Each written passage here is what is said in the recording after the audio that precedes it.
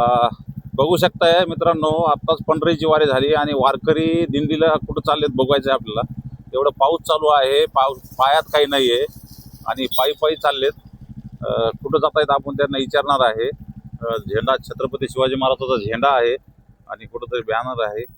बघू आपण त्यांना एक मिनिट थांबून. माऊली एक मिनिट थांबा. जय हरी. तुम्ही आता निघालाय आणि पाऊस आहे, पायात काही नाही.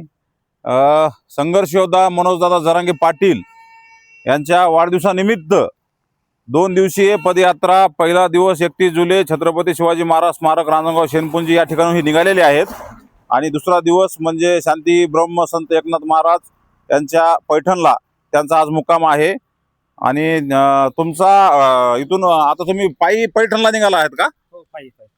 काय म्हणजे एवढा पाऊस चालू आहे आणि पावसात छत्रपती शिवाजी महाराजाचा भगवा ध्वज, हातात बॅनर आणि पायी कुठं निघालात तुम्ही? पायी इथून रांजणगाव शेनपुंजी इथून आज पैठणला जाणार. शांतीब्रह्म संत एकनाथ महाराज यांचं दर्शन घेणार उद्या सकाळी.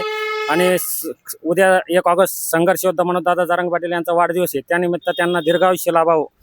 आताच कुठंतरी वारकरी पायी दिंडीला जाऊन आले आणि तुम्ही आता म्हणजे पांडुरंगाला, आम्हाला वाटलं की पांडुरंगाला भेटायला चाललाय. नाही, पांडुरंगाची जरी वारी आता झाली पण 6 कोटी मराठ्याचं दैवत पांडुरंग हे आंतरवली सराटीमध्ये बसलेले, ते म्हणजे पूर्ण अखंड मराठा समाजाचे काळीज आहे. आणि त्यांच्या वाढदिवसानिमित्त त्यांनी जो संघर्ष केलेला आहे, त्यांनी त्यांच्या घरावर तुळशीपत्र ठेवून समाजासाठी लढलेले आहे.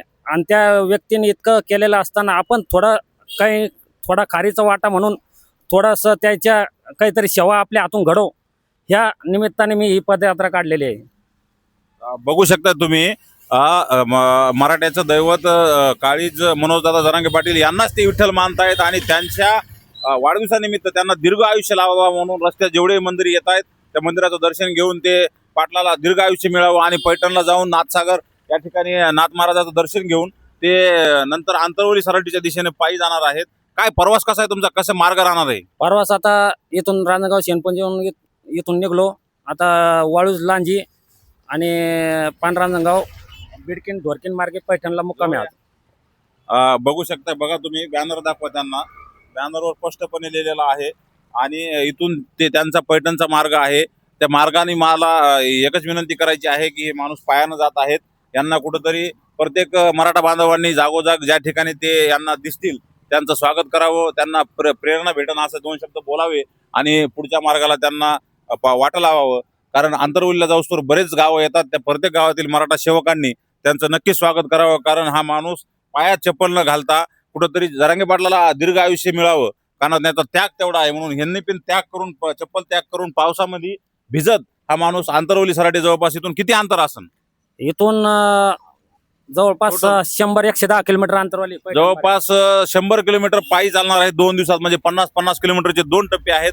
खरंच तुमच्या या कार्याला सलाम. आणि मी पण एक मराठा आहे म्हणून मला गर्व वाटतोय तुमचा की तुम्ही पायी जात आहेत आणि कुठंतरी सर्वच मराठ्यांना या गोष्टीचा गर्व वाटला पाहिजे. या व्हिडिओला एवढं शेअर करा की हा प्रत्येक गावामध्ये आजच्या आज व्हिडिओ पोहोचला पाहिजे. आज 31 तारीख आहे.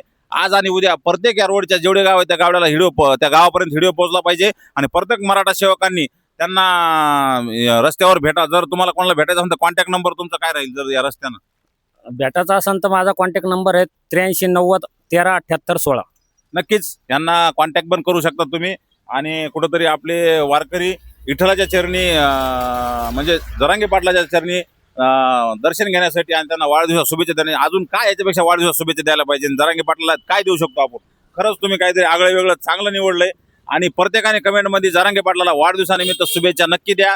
जय जिजाऊ, जय शिवराय. जरांगे पाटलाला वाढदिवसानिमित्त हार्दिक शुभेच्छा.